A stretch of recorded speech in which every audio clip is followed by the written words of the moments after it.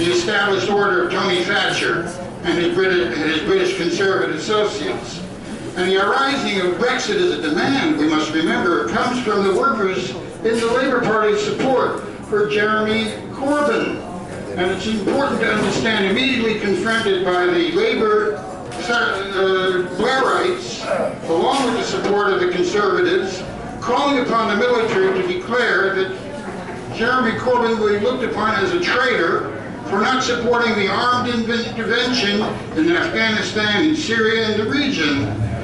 Brexit arises as a working class challenge to the hegemony of the European Union and what that represents. The racism against immigrant communities in Commonwealth arises from what? The conservative Blairite state of capital in Great Britain. The European Union is an instrument and an expression of that. So brothers and sisters, when we look upon the demand for emancipating workers from the meaning of membership in a European Union that perpetuates the continued involvement of workers through their Labour Party. Ralph, you've got to finish. Sorry. We've been saying that over and over here, so it's still good. Okay, Norma, you're next. Let's keep our eye on the ball here, brothers and sisters.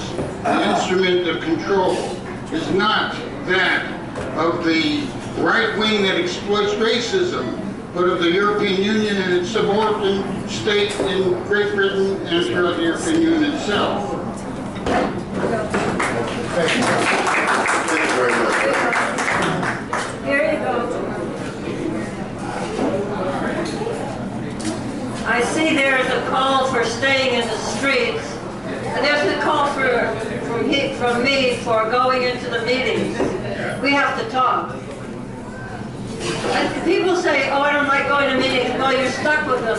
Or you deny the ability for us to move things along.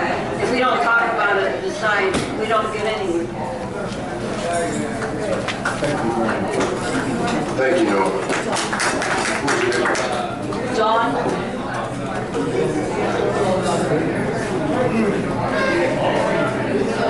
Hi, my name is Don. I'm with Socialist Action. One of the speakers mentioned the free movement of labor. Well, big deal. We have the free movement of labor in America, and it's a race to the bottom. And so I think what we all can agree on, that we need to stop the free movement of capital. That's the issue. Free movement of labor, big fucking deal, right? That doesn't solve anything. It's the stopping the movement of capital. And I'd like the speakers to address that. Thank you. Thank you, Don. Is my turn? Yeah, okay. I did want to speak to two things that I think are very practical and potentially dangerous, so we have to deal with this. On the question of coalition with Nazis, look, the historic proletarian position is this. We don't ally with Nazis because Nazis are not organized around a program. They are, if they have a program at all, it is the destruction of working class organizations. So we don't believe in free speech for fascists, for instance. We don't recognize their free speech. We try at every turn to prevent them from organizing a rally, a march, anything. Recently, June 26th, 500 people stopped the Nazis from having a rally in Sacramento, and that was a small but real victory. So let's be careful with coalescing with our mortal enemies. I mean, I'm not saying it can't be done under any circumstances, never say never, but my hair starts to stand up when I hear that. And then, okay, good. On the question of international proletarian solidarity. Look, historically, there have been institutions that represented the international proletariat. We're in a bad period now, people forget, memories fade. First International, who was the president of the First International? The International Working Men's Association, Karl Marx. And what was the international proletarian solidarity that they carried out? I mean, my goodness, as a black person, I'm glad the Civil War. The bourgeoisie of England sided with the South. Karl Marx organized the proletariat of Great Britain to support to support the North and not handle any cotton that was coming from the United States. That was crucial. That was crucial in defeating the South. Okay, she said, well, all right, and last, just to let you know, here, right here in the Bay Area, longshoremen, I've worked with the longshoremen, and we have organized labor boycotts in support of the proletariat internationally, particularly Chile, 1973. We stopped the bombs from going to Chile. And South Africa, 1984, that labor boycott was key to reigniting the South African solidarity movement. Thank you very much. Thank you. Now our speakers, each one has 3 minutes, and they can address your questions, or they can do a wrap-up, whatever you prefer. Okay. You may, oh, you want to start off with the, okay. Do you have a mic? I'm sorry. Isn't there a mic? Yes, there is. I'm sorry. Okay, this one's good. Me, but I used to be. Yes. This is one that Can you hear me?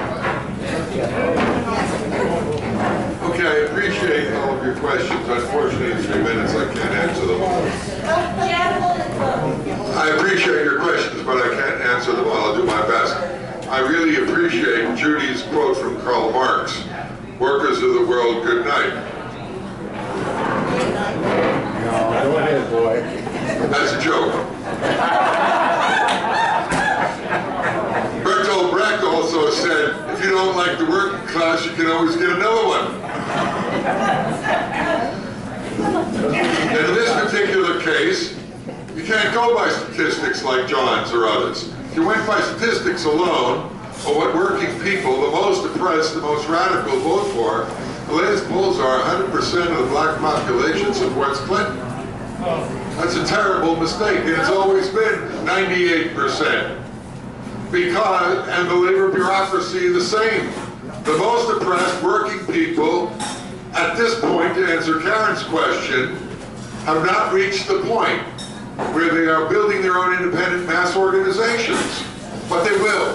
That's why we're here, because we have confidence in them. What we're looking at today is a giant contradiction. The contradiction between the growing anger of millions across the planet at the insults to their very existence from capitalist austerity at every point.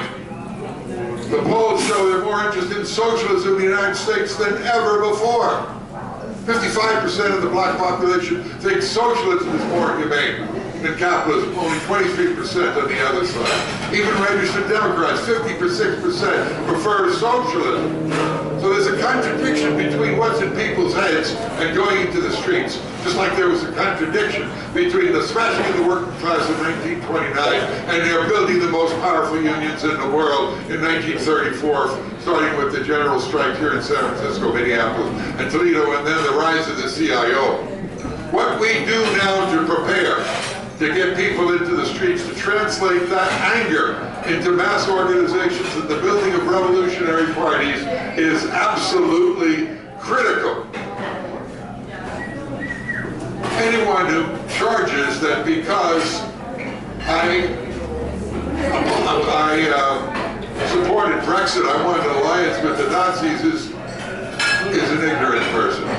There are no Nazi alliances anywhere, and there never have been, with the exception of Stalin's call for a vote against the social democracy, against the Trotskyists and everybody else for the fascists on the basis of Hitler was nothing. First, Hitler, our turn, was Ernst Thälmann's view. But no one is proposing an alliance. We're proposing a reinvigorated fighting working class in alliance with the oppressed. If this trade union movement had that alliance, if they said to the immigrants, you're not taking our jobs, you're our sisters and brothers, join our union as opposed to all white unions. If they said to the oppressed nationality, you harm one hair on the hair of a black person and you'll answer to the working class. You don't hear anybody say that. The result is a diffuse response. But that day will come. That's our job, to unite all the oppressed, to rebuild the labor movement, the 95% that aren't in unions, and to challenge capitalism at its roots, and not play the boss's game in the electoral arena here or in the Brexit charade.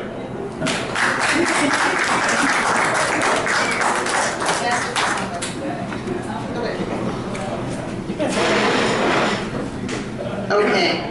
I think if there's any message to leave you with, and that is that we need to build a global working class movement that will work in our own interests. Brexit fell into the trap of being a nationalist call, which really was a call to racism, and we totally oppose that. We would never join a racist coalition. We believe that there should be no borders in the worker struggle.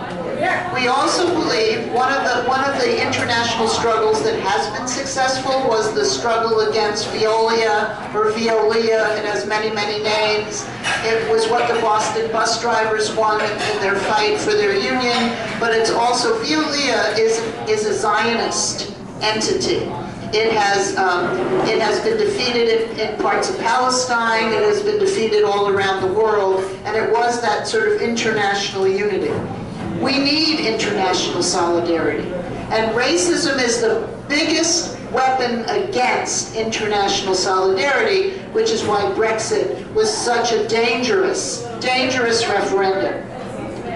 We cannot, as Marxists or socialists or progressives, in any way, shape, or form, downplay the role of racism in keeping our class separated, which is why I said we have to not only say workers and oppressed people unite, we have to fight for the rights of the oppressed. If we don't, we will be part of that reactionary racist movement that we so oppose. We must support, we must always say, how does this affect the most oppressed? How does this affect black and brown people in this country? How does this affect the immigrants, the migrants, the people that we must have in the forefront of our struggle if we are going to succeed?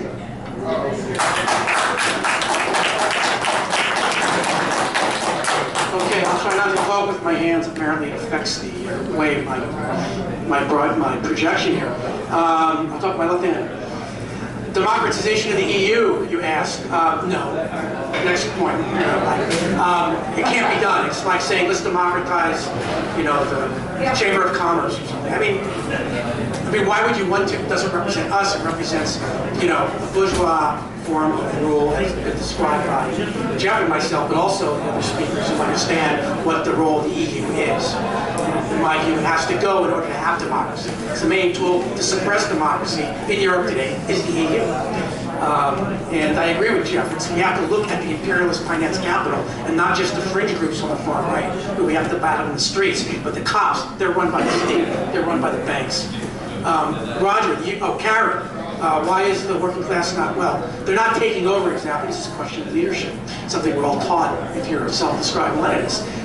However, you really have to look around. In fact, in France today, there are massive strikes, general strikes, against the austerity being imposed on that class because the Holland government has to fiscalize the economy for the EU again. It's constant. It never stops. Roger, I didn't know that about the UPS strike. I had no idea that it was international. I'm glad to hear that. Some longshoreman strikes also have been sort of won by that way. But by and large, it's an exception, not the rule. 99% of all strikes are won on a national basis, under national labor laws. Victories or defeats, things from minimum wage to working hours are still won on a national basis. And that's one of the things the EU is trying to reform, is to get rid of all those national contracts in Europe. Every one. We don't talk about that here, do we? We don't talk about French tire workers on strike. We don't do it. We might show it, but we don't really talk about it. Why are they actually on strike? It's because the labor law reforms throughout continental Europe, every single country, bar none, have got to try to fiscalize their national contracts and get rid of them in order to turn back capital and to make capitalism more profitable in the crisis that they're in. I can't go to the labor Tory voters right now. It's too much of a thing. I don't understand. Press me. I'm sorry. I'm just mumbling while I talk. And that's it. Thanks. I'm going to take John Lyman's time now. I'm letting John go last. I think I can Sid. I just want to comment on a couple of things. First off, on this issue of alliance with the fascist, there actually is a historical precedent that I think people might find interesting. If you read Ruth Fisher's book, Stalin and German Communism, there's a chapter on National Bolshevism, which you'll find fascinating, and the failure of that there's lessons to be learned. And Angelika Balabanov formulated a response to that at the Congress of the International, which is also worth reading. But the question that I really want to deal with is, well, I'm going to deal with two really briefly. The one is about the democratization of the EU, and I'm going to agree with the prior speaker on that point. It's not the task before us. It is not designed to be a body to carry forward the interests of the working class. That is not why it was constructed, and it is not a vehicle for that any more than the organizations such as the Democratic Party here, or the Labour Party for that matter in the UK. Despite the fact that the Labour Party did have working class origins, it's been a long time since it has, and we're not going to build a revolutionary organization within the confines of such a body. So in terms of that, we don't address that issue because we know that we need to build outside of that, and I think there is tremendous solidarity expressed amongst the various revolutionary forces in Europe, and one need not be concerned about that because it is present. The other thing I wanted to address was this issue of where is the working class? You know, with the tremendous austerity confronting us everywhere, where is the working class? And it's already been said. I just want to restate that. Why aren't they in the streets? Well, they are in the streets. There's 2 million of them in the streets of France right now. We've seen hundreds of thousands of